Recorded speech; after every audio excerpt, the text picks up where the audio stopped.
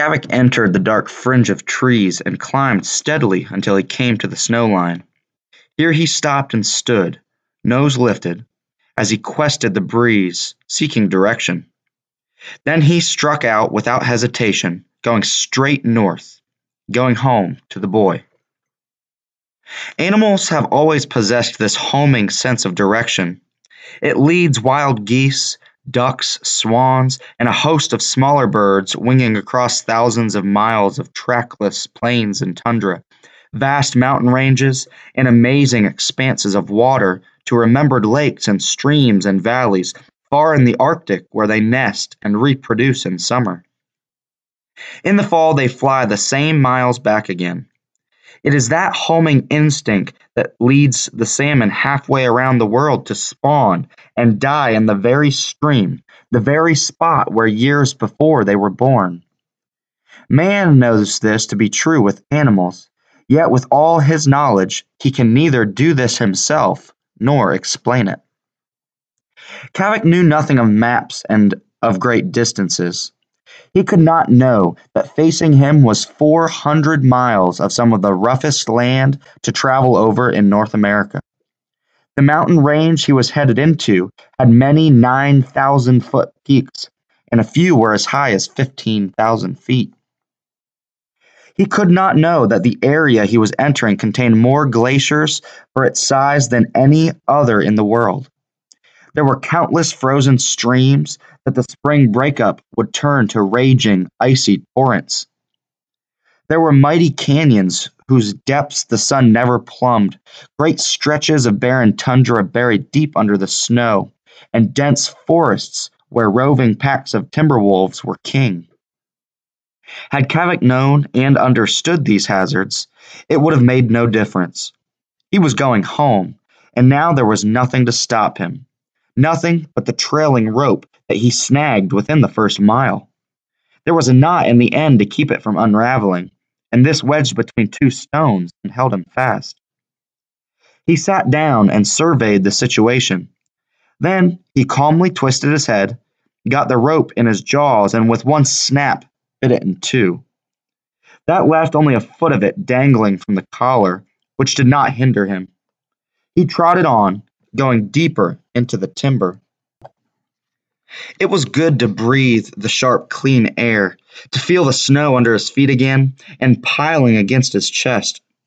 In a clear spot where it lay smooth and fluffy, he stopped and rolled in sheer delight. Then he rose, shook himself, and went on. Kavik traveled all night under brilliant stars and a full moon that made weird patterns of the birch and hemlock trees. He crossed the face of the mountain, followed the backbone of a barren rocky ridge, and finally dropped down the opposite side. Near dawn, he came out on a high, sharp point. Below him lay a great expanse of snow-covered tundra that stretched away to the black mass of a range of mountains. The tundra was thinly dotted with small clumps of willows and groves of scrub trees. A keener wind cut across this flat land. Pausing to rest, Kavik stood, head up, ears pricked forward, reaching for whatever sound or scent the utter silence and the wind might bring. There was nothing but the stars and the moon flooding the earth with winter night's soft light. He was starting down to the flat tundra plain when he heard a sound. It began on a low note. As it rose higher and higher, other voices joined in until it was a whole chorus filling the night. Wild and beautiful, it beat against the mountain slopes behind him and flowed down to spread across the tundra plain below. Then it died slowly away, only to begin again and rise and swell as other voices joined in. A whole pack, or family, of wolves was congregated somewhere on a hill and was singing its high, wild song to the beauty of the night. Kavik listened, his whole body tense and waiting, searching for one special call. His own voice swelled, ready to answer. But the call did not come. Finally, he dropped his head, trotted down the slope out onto the tundra plain, and headed toward the distant bulk of the mountains. The song of the wolves followed him for a long time. Here on the flat, open land the going was harder. Wind had drifted the snow into great ridges, and he had to detour around, floundering chest deep. Dawn found him ravenously hungry and beginning to tire. Hunger now became uppermost in his mind. He began watching for small animals. There were a few fresh tracks here in the open. For the most part, animals kept to the timber where there was food. Finally, he came to a fresh rabbit track with small dog-like prints running beside it. The track eventually dived into a tangle of willows that had been laid almost flat by the weight of the snow, and there Kavik left them. He circled the willows and picked up the track again. Not 100 yards beyond the willows, he came onto a red fox crouched in the snow over a fresh-killed body of a snowshoe rabbit. Kavik stopped. Fox and dog studied each other. The fox lifted his lips in a warning snarl, but Kavik paid no attention. His eyes were on the rabbit, and the thick, warm smell of blood was in his nostrils. He licked his lips and started forward. The fox snarled again. Suddenly, he snatched the rabbit up and bolted away at top speed. Kavik leaped after him. The fox was not so fast as the dog, but he was further hampered by the weight of the rabbit. They charged through a thicket, across a cleared space, and into a dense growth of scrub trees. The fox dodged about among the trees, trying to shake Kavik. But Kavik gained steadily. They burst out of the trees, and the fox started straight across a wide open space to the next brush patch. Halfway across, he dropped the rabbit and raced on at top speed. Kavik stopped at the rabbit, dropped into the snow, and began to eat. The rabbit was small, and it had been many hours since Kavik had last eaten in the galley aboard the Kent's boat. The rabbit did not satisfy his hunger, but the sharp edge was gone. Now, he trotted on. He began searching for a place to rest. He found a small hole in the snow against a steep bank. A few seconds of digging uncovered the opening to a cave. He started in, then stopped as a rank odor filled his nostrils. This was the winter den of a sleeping bear. He backed out hurriedly. A brittle sun burst from behind the distant mountains and flooded the earth with cold sunlight. Finally, Kavik entered a stand of timber and found an upended tree. There was a hollowed-out depression at the base of the roots. He crept in, turned around several times, lay down with a tired sigh, and curled into a tight ball. It was still light when Kavik awoke. After a good stretch and a test of the chill breeze with his delicate nostrils, he began plowing through the snow again, heading north. He was ravenously hungry and on the lookout for food. The distant mountains gradually drew nearer. The brush patches increased in number, and the tree groves became larger. The flat land gave way to rolling hills and brush-choked ravines. Signs of game became more numerous, and it was not long before he jumped a snowshoe rabbit and tore through the snow after it. Like a white wraith, the rabbit, with its big furred feet, skipped lightly over the snow ahead of him. But Kavik broke through in every lunging stride. Soon he began to tire, and the rabbit pulled easily away from him and vanished into a thick patch of brush. He raised several others before dark, but each time he gave up after a short chase when the rabbit began to leave him. The moon and stars came out, and once again it was almost as light as day. Night cold clamped down with biting intensity, and the earth became utterly still. Kavik entered the mountain range through a narrow valley that led back into a mighty nest of jagged peaks. He followed the valley until it took a turn. Then he went up over the ridge, across a barren stretch of land, and finally dropped into a second timbered valley. In a cleared spot, he came on a small band of moose that had yarded up to escape the deep snow. Here was food aplenty. Kavik chose a young animal and dashed toward the herd, barking wildly, trying to stampede it.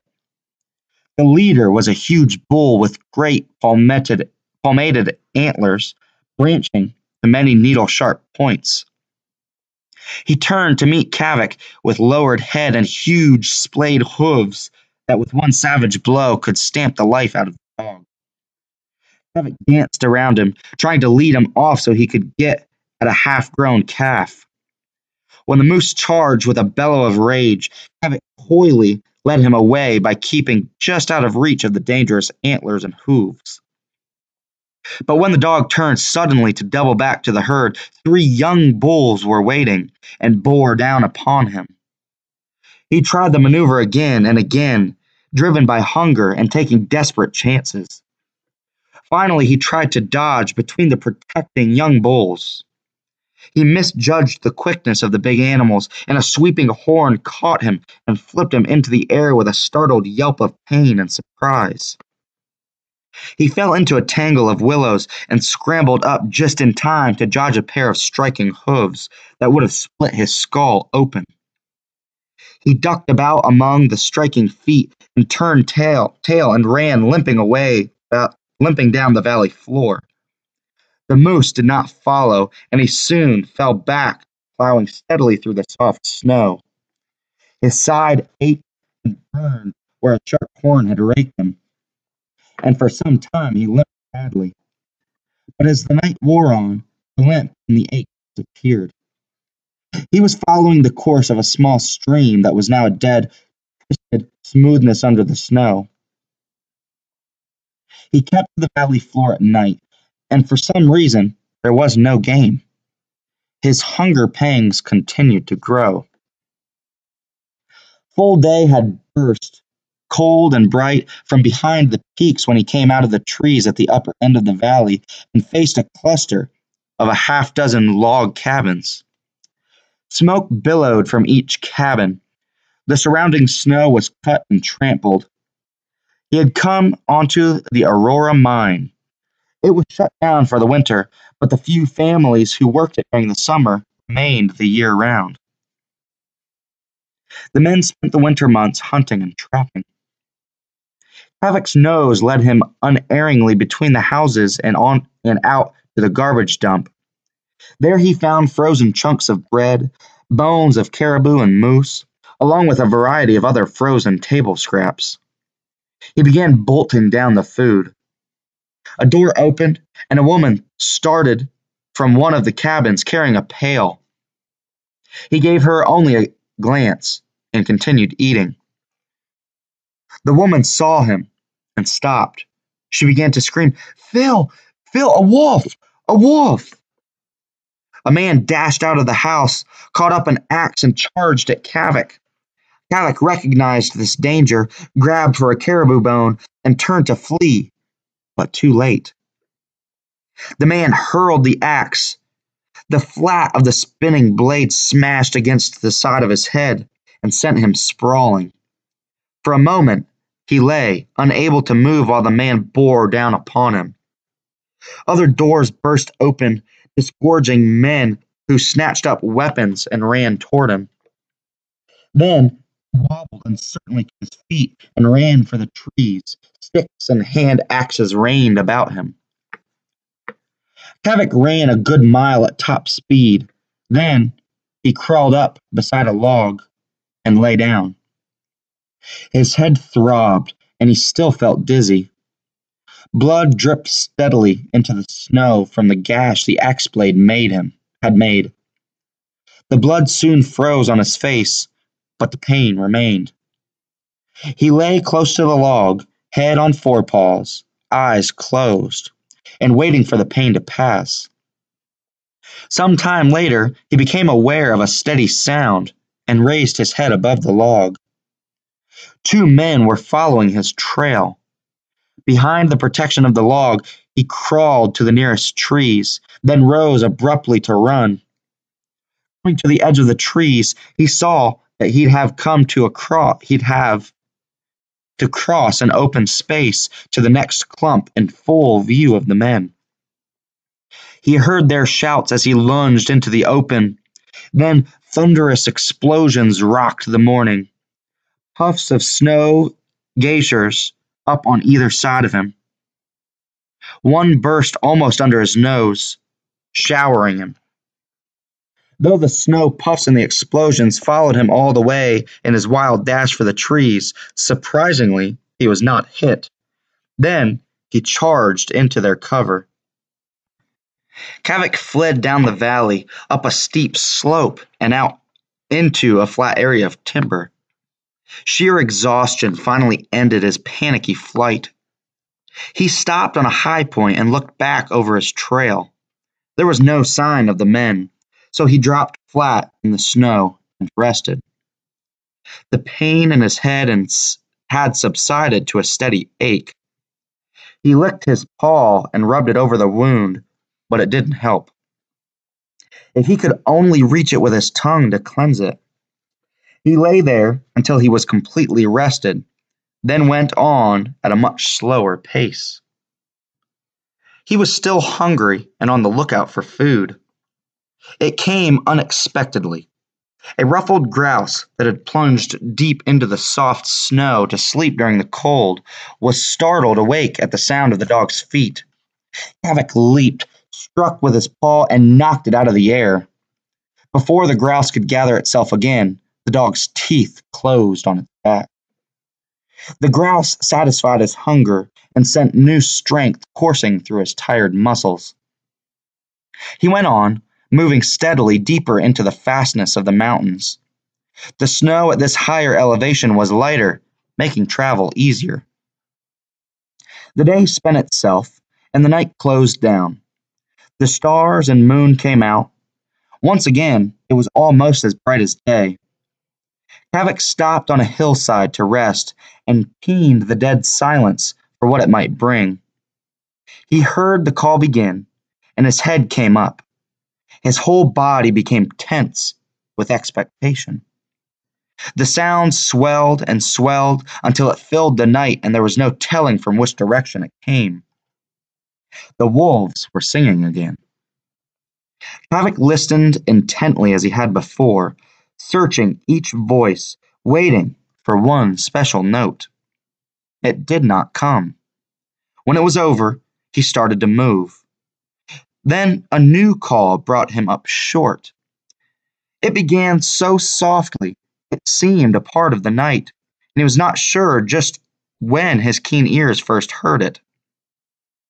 In the stillness, it rose slowly, soaring to a high, clear call of sadness and longing.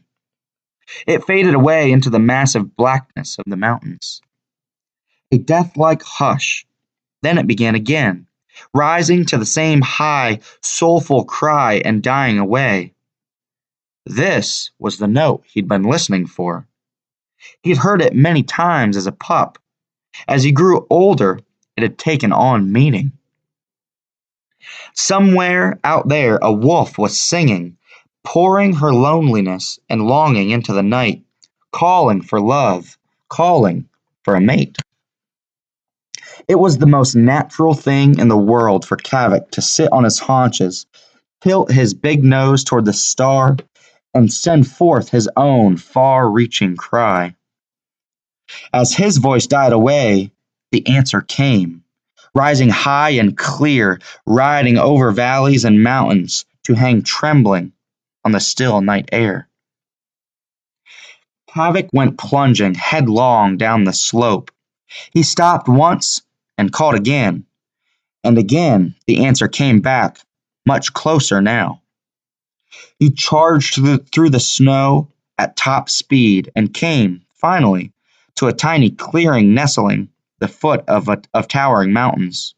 There, waiting in the black fringe of trees, he found her. He paused at the edge of the clearing. He could see her sitting in the snow, in the deep shadows across from him. He advanced cautiously into the open and stopped uncertainly. The wolf moved as carefully from the darkness of the timber and sat down. The two regarded each other. She was younger than Kavik. She was slim and strong and alert. Her color was dark gray, and in the moonlight he could see that her fur was soft and sleek. Kavik crossed the little clearing and sniffed noses with her. The next moment she was leaping about him with all the friskiness of a puppy. She raced around the little clearing, dashed at him, and nipped him, then spun away. Kavik leaped at her, his manner every bit as puppyish as hers. Finally, she streaked into the dark trees, coyly leading him a mad chase.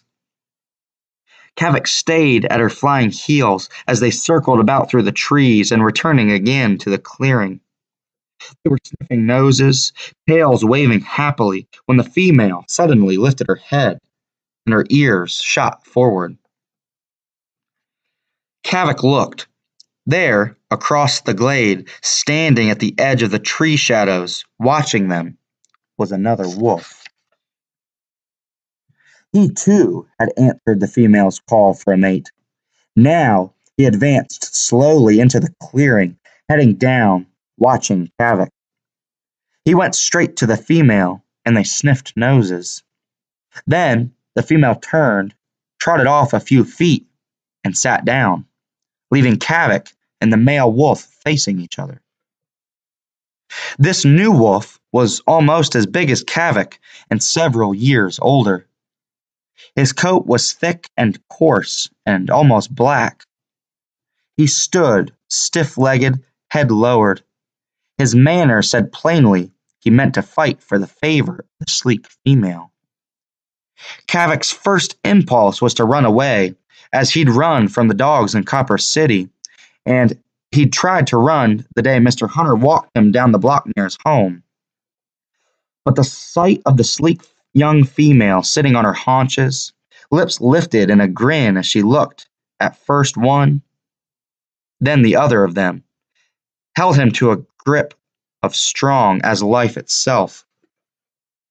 Except for the short time he'd been with the boy, most of Kavik's life had been spent in harness, training for a race or staked to a 10-foot chain. The spirit of the mating season had touched him only briefly and from afar. Tonight, for the first time, it was near, and so powerful it overwhelmed all fear and reason. As he watched the wolf approach, ears laid back, lips beginning to lift, Kavik knew what was coming. He and the black wolf must fight to the death for the favor of the young female.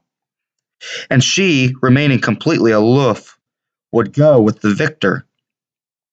The wolf in Kavik accepted this, but the domestic dog in him, bent to man's will for thousands of years, hesitated. It was almost his undoing.